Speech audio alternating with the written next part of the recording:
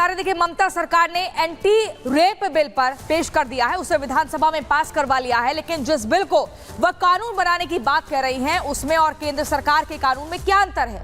क्यों ममता ने anti rape bill वाली चाल चली और बीजेपी इस पर क्यों सवाल उठा रही है? ये पूरा मामला समझिए हमारी इस रिपोर्ट में।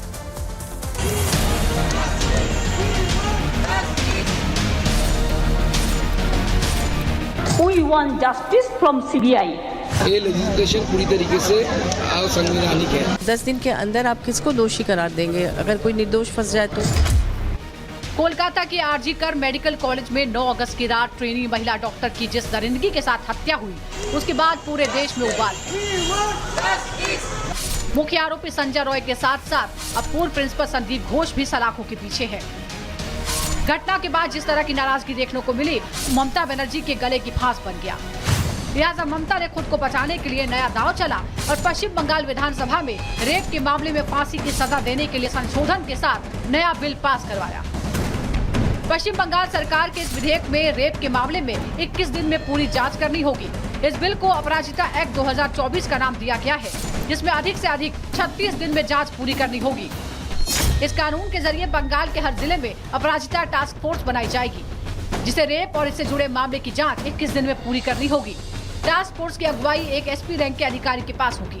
अगर किसी मामले में टास्क फोर्स 21 दिन में जांच पूरी नहीं कर पाती तो एसपी को वजह बतानी होगी। वजह सही हुई तो और 15 दिन का वक्त दिया जाएगा, यानी 36 दिन में पूरे मामले की जांच रिपोर्ट सौंपनी होगी।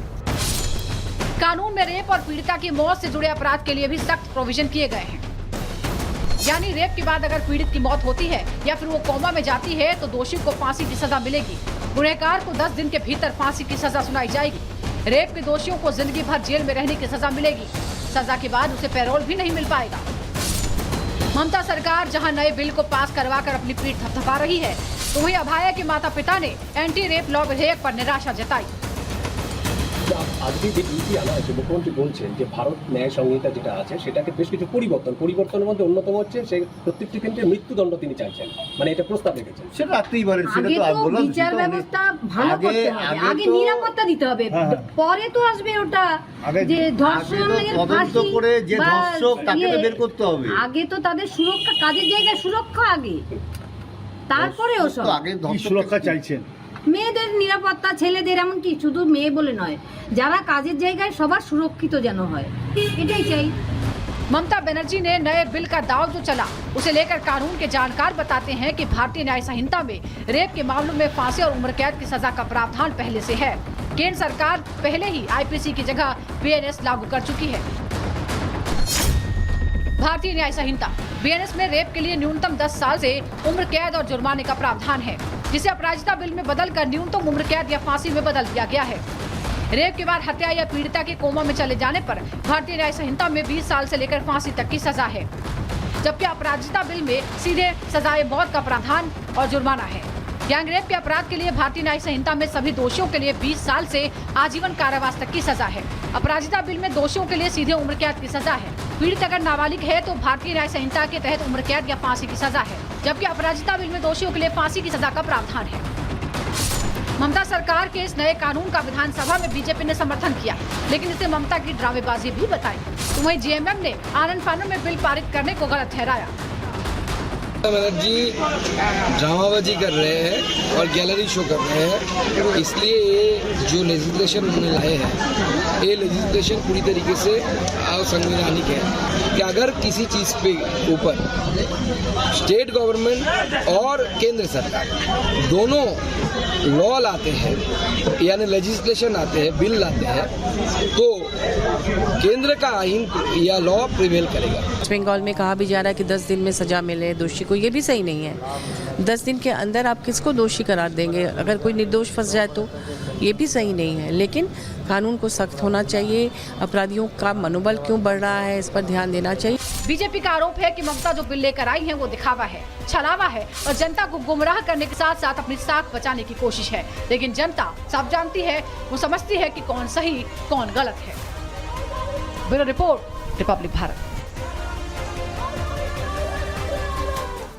तो आपको बता दें, अब 3 कमरों में जांच जो है सीबीआई की वो उलझती हुई नजर आ रही है, क्योंकि एक सेमिनार हॉल जहां पर भी पीड़िता के फुटप्रिंट्स मिले थे और 2 कमरों में 10 और लोगों के फुटप्रिंट्स मिले हैं। लेकिन आपको बता दें, 3 कमरों में मर्डर के राज छिपे हुए हैं। कोलकाता कांड में सीबीआई को अहम सुराग मिले हैं और यह बताया जा रहा है कि 3 कमरों में सीबीआई को फुटप्रिंट्स मिले हैं 10 लोगों के। जी हां, सेमिनार हॉल के साथ 2 कमरों में जो फुटप्रिंट्स मिले हैं वो बताया जा रहा है कि 10 लोगों के वो फुटप्रिंट्स हैं। तीसरी मंजिल पर केस से जुड़े फुटप्रिंट्स सीबीआई के हाथ लगे हैं। सीबीआई को 10 से ज्यादा लोगों के फुटप्रिंट्स हैं।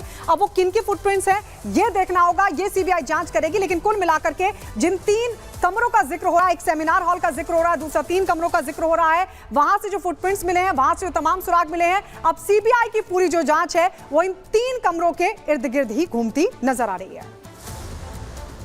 और कोलकाता से लेकर दिल्ली तक लगातार इस पूरे मामले में कोलकाता में एक तरफ प्रदर्शन हो रहे हैं, दिल्ली में भी नाराजगी जाहिर की जा रही है। जतिन का रुख कर लेते हैं दिल्ली से। जतिन इस वक्त हमारे साथ जुड़े हुए हैं। जतिन, अब एक और नया खुलासा हुआ है इस मामले में, फुटप्रिंट सामने आए हैं और जांच का दायरा धीरे धीरे और बढ़ता जा रहा है और इस जांच के दायरे में कई अहम सबूत सामने आ रहे हैं। जी बिल्कुल, देखिए अभी तक जो इन्वेस्टिगेशन की जा रही थी वो कहीं ना कहीं सेमिनार हॉल के इर्द गिर्द ही की जा रही थी कि सेमिनार हॉल जहां पर उस विक्टिम की बॉडी मिली थी, खून से लथपथ मिली थी। लेकिन अब जो सोर्सेज हमें जानकारी मिल रही है, उसी सेमिनार हॉल के पास के 2 और कमरे ऐसे बताए जा रहे हैं जहां पर उस विक्टिम के फुटप्रिंट सीबीआई को मिले हैं। और यही रीजन है कि इस केस को लेकर अभी तक सीबीआई कोई क्लैरिटी नहीं दे पाई है कि आखिरकार ये जो हादसा, ये जो पूरी वारदात की वो सिर्फ एक संजय राय द्वारा की गई थी या इसमें कुछ और लोग भी शामिल हैं। हालांकि जो जानकारी मिल रही है, बाकी के 2 कमरे भी चेस्ट मेडिसिन डिपार्टमेंट के वो कमरे हैं और यहां पर अगर विक्टिम गई थी तो किस मंशा से गई थी। जांच में यह भी सामने आया कि सीएफएसएल की टीम ने जब सैंपल इकट्ठे किए तो 10 लोगों के फुटप्रिंट सेमिनार हॉल के अलावा जो 2 कमरे थे जहां पर विक्टिम के फुटप्रिंट मिले हैं, उसके अलावा 10 और लोगों के फुटप्रिंट मिले हैं। वो कौन है? हालांकि सीबीआई सोर्सेज का यह भी कहना है कि यही कारण था कि 10 लोगों का पॉलीग्राफी टेस्ट इस पूरे मामले में कराया गया, क्योंकि लगातार शुरुआत से यह आवाज मुखर हो रही थी कि सिर्फ संजय राय नहीं बल्कि कुछ और लोग भी इसमें शामिल हो सकते हैं। उन दूसरे लोग वो कौन लोग हैं जिन लोगों से पूछताछ की गई, उनके भी सैंपल सीएफएसएल ने लिए ताकि जो फुटप्रिंट वहां पर मिले हैं उनसे मैच किया जा सके। तो बाकायदा वो 2 कमरे तीसरी मंजिल के, वहां पर विक्टिम क्या करने गई थी, ये बड़ा सवाल है। और इसीलिए आपने देखा कि 2 दिन पहले सीबीआई की एक टीम जो आरजीकर मेडिकल कॉलेज पहुंची थी, वहां के लोकल स्टाफ से भी जानकारी ली गई। 10 दिन का समय भी लगा था सीबीआई को इस पूरे इलाके की 3D लेजर मैपिंग कराने में। यही कारण था कि सिर्फ सेमिनार हॉल में तो मल्टीपल फुटप्रिंट थे ही, लेकिन बाकी जो 2 कमरे थे वहां पर जब विक्टिम के फुटप्रिंट मिले तो कहीं ना कहीं इस केस को और भी एक गुत्थी जो है वो उलझती हुई नजर आ रही है। और यही रीजन है कि सीबीआई अभी तक किसी कंक्लूजन पर नहीं पहुंची है। सोर्सेज का ये भी कहना है कि सीबीआई बहुत ही महत्वपूर्ण जानकारी आप दे रहे हैं और ये उम्मीद की जा रही है, सवाल भी है क्या इन फुटप्रिंट से इंसाफ मिल पाएगा। महिमा, देखिए 3 कमरे 10 दिन तक वहां पर लेजर मैपिंग की जाती है, 10 लोगों के वहां पर फुटप्रिंट्स मिले हैं। क्या इन फुटप्रिंट से तस्वीर साफ हो पाएगी, पता लग पाएगा कि कौन है वो असल आरोपी? क्योंकि वहां वो एरिया सील नहीं किया गया था सेमिनार हॉल वाला, वहां तो कई लोग गए थे। कितना आसान होगा इस गुत्थी को सुलझाना? बिल्कुल, अब देखिए जैसे जैसे सीबीआई इस पूरे मामले की जांच पड़ताल कर रही है वैसे वैसे ये जो गुत्थी है सुलझती हुई नजर आ सकती है। क्योंकि कल ही हमने देखा था कि कैसे यहाँ पर संदीप घोष, इसके अलावा जो बाकी आरोपी है उनको कोर्ट पे पेश किया गया, 8 दिन की रिमांड मांगी गई है।